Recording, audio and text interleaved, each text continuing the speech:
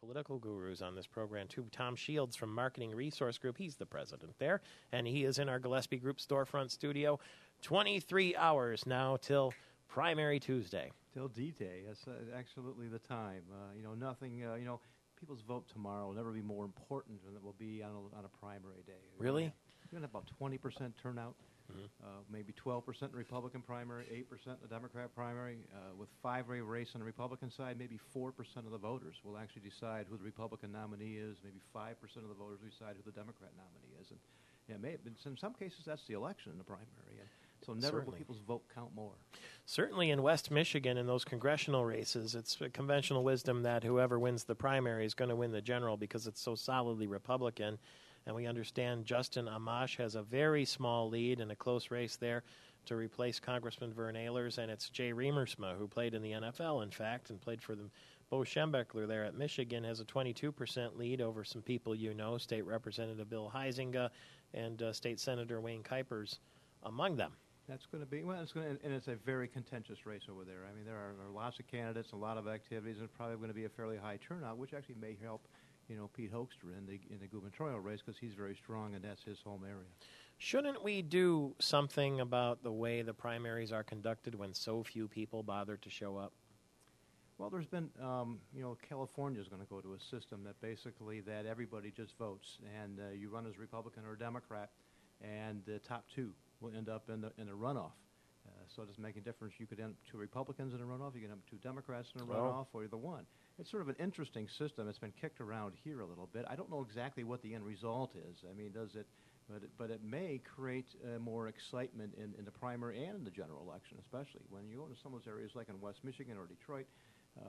Those are highly Democrat areas, high Republican areas, and so that nominee is going to win. You don't have a lot of things on the ballot except for the top of the ticket. So you don't really ever see that happening here, do you? I really don't. I really don't see that happening. But there are options here. I mean, I think what you have to do is just convince people to go out and vote. That's all it is. Which is really easy to do on a nice summer morning in August when they have maybe on vacation or they've got when they're at work and that kind of thing. It's really. Let's stand in line at a school somewhere and wait your turn to throw a lever. Well, the last thing you probably this have is to America do for God's with sakes. 20% turnout is to stand in line. That doesn't usually happen. Well, that's a good point. And I think it's because they're party primaries, and a lot of people don't necessarily identify themselves as Republican or Democrat or a strong Republican or Democrat. They don't watch as much. They don't pay attention. The system is confusing, isn't it? Because if you don't belong to a party, maybe you think, it's not my thing. I'm not a party member. It's not my place to vote. But here in Michigan, we have the loosest system in the country because you don't have to register. You don't have to sign a card or anything else. You can go into the poll and you can say Republican, Democrat, which one am I going to vote on, and pick on that day. In fact, there's probably a lot of people today who don't know which party primary they're going to vote in tomorrow. And you can't split your vote. So what that means is if I live in Jackson, I can't go vote for, let's say I can't go vote for Pete Hoekstra, and then I can't vote for Mark Schauer. That's true.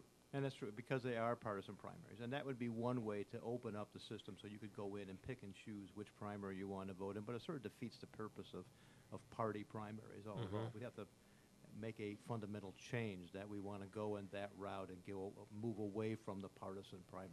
People like to split their ticket, don't they, historically? No, in this state, probably 60% of the people routinely split their ticket every single general election. They're voting for a U.S. Senator. They want maybe Senator Levin, but they want John McCain or whatever it might be. Whatever it is. Very few people vote in this state straight party ticket. You've been having a contest, a prediction contest. How do you see it breaking on the gubernatorial races? You have to sort of, you got to go to those people who have get-out-the-vote mechanisms.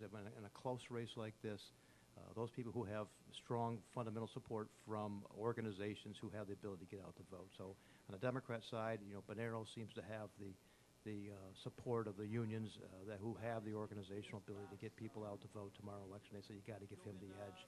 And on the Republican side, I think that Mike Cox has the support of groups like Right to Life, Chamber of Commerce, and other business groups out there who have the ability to generate votes. So you got to give him an edge.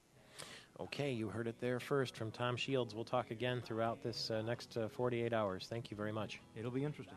President of the Marketing Resource Group. Television viewers, radio listeners, stay right where you are. There's another hour of this across the state of Michigan. I'm Michael Patrick Shields. We're back in a flash. Yes, and all the conscience, they call me Big Papa.